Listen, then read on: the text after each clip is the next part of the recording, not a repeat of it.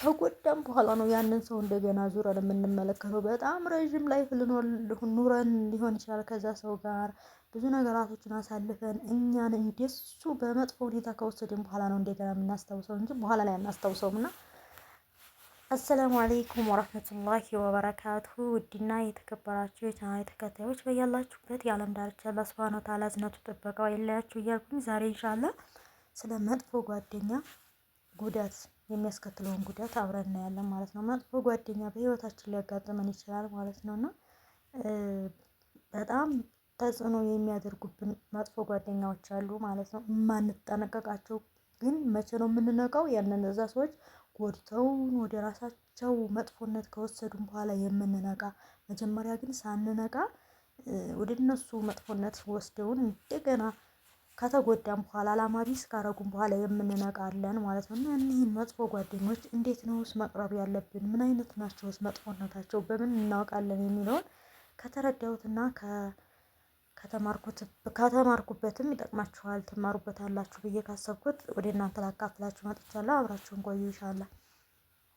መጥፎ ጓደኛ ስንል በህይወታችን በምንኖረው በህይወታችን ውስጥ አንድ መጥፎ ጓደኛ ሊያጋጥመን ይችላል ማለት ነው።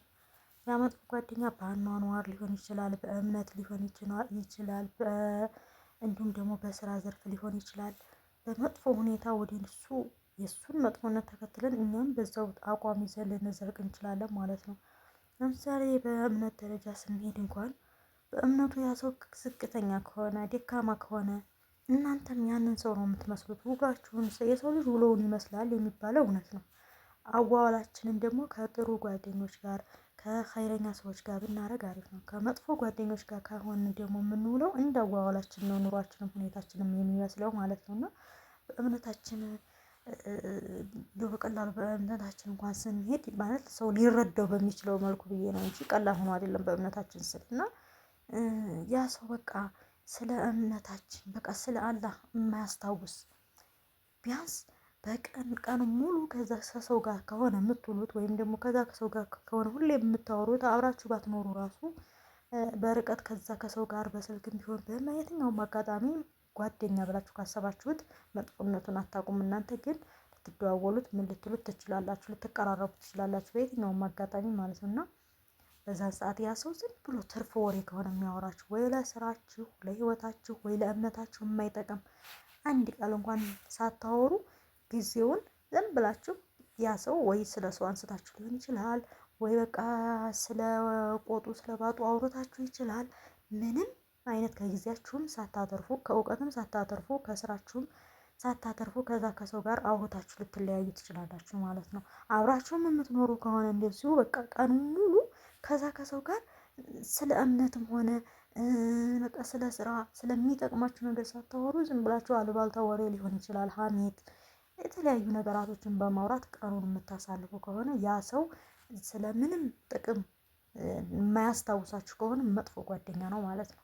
የሰው ስም ብቻ እያነሳችሁ ከአላህ ጋር የሚያጣላችሁ ከሆነ ያ ሰው መጥፎ ነው ለእናንተ ማለት ነው። ላኪን የሰው ስም ስታነሱ ወይም ደግሞ የሰላት ወቅት እያለፈ ኧረ እንስገድ የሰላት ወቅት እኮ አለፈ፣ የሰው ስም ከማንሳት እንዲህ እናድርግ፣ እስኪ ዚክር እናድርግ፣ እስኪ ሰላት ሰገድሽ ብሎ የሚያስታውስ ጓደኛ ካለ ይሄ ነው ጥሩ ጓደኛ ማለት ነው።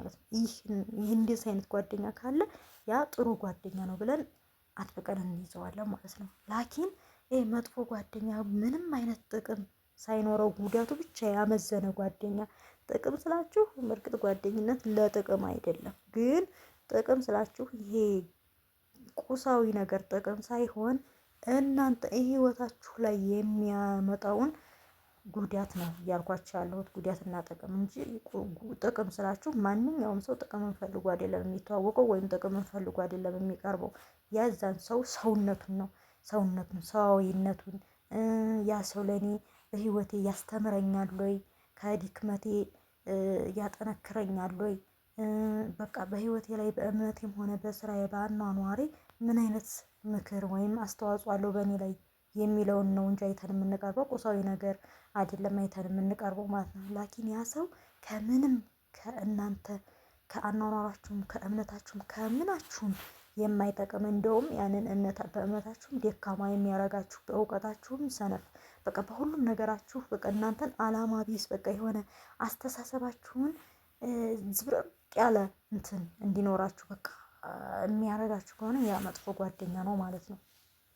ስለዚህ ያንን መጥፎ ጓደኛ እንዴት ነው መራቅ የምንችለው ስንል ራሳችንን ስንፈትሽ ዛሬ ምንድን ነው ስሰራ የዋልኩት?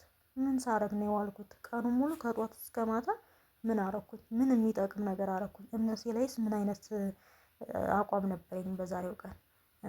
ከማን ጋር ነው የዋልኩት ብላችሁ ስትፈትሹ ራሳችሁን ታገኙታላችሁ። እዛ ላይ ያንን መጥፎ ጓደኛ ታገኙታላችሁ ማለት ነው። ምንም በህይወታችሁ ቀኑን ሙሉ ወይም አላህን ሳታስታውሱ ወይም በቃ ሰላት ወቅታችሁን አሳልፋችሁ ወይ ደግሞ ቤት ውስጥ እሰራዋለሁ ብላችሁ ያሰባችሁትን ስራ ሳታሳኩ ከዛ ከሰው ጋር ብላችሁ አሉባልታ ወሬ፣ ትርፍ ወሬ፣ ሌላ የማይጠቅም ነገር እንዝናና በማለት ጊዜ ማባከን ይህን ስታሳልፉ ውላችሁ ከሆነ ከዛ ከሰው ጋር የዛን መጥፎ ጓደኝነትን ጎን እዛው ላይ ታገኙታላችሁ ማለት ነው። ዘወር ብላችሁ ራሳችሁን ስትፈትሹ ነው የዛን የመጥፎ ጓደኛ ሰው የምታገኙት ቦታውን የምታገኙት ማለት ነው። አፏን እና ያንን መጥፎ ጓደኛ በእንደዚህ አይነት መልኩ ነው መራቅ ያለብን። ስለዚህ ቀድሞውንም ስንቀርብ ጓደኛ መምረጥ ያስፈልጋል። እንደዚህ ከመጎዳታችን በፊት እና ያን ሰው እንዴት ብዬ ልራቅ ከማለታችንን በፊት ቀድሞውኑ ጓደኛ ስንመርጥ አመራረጣችንን እናሳምር እላለሁ። ሰላም አለይኩም።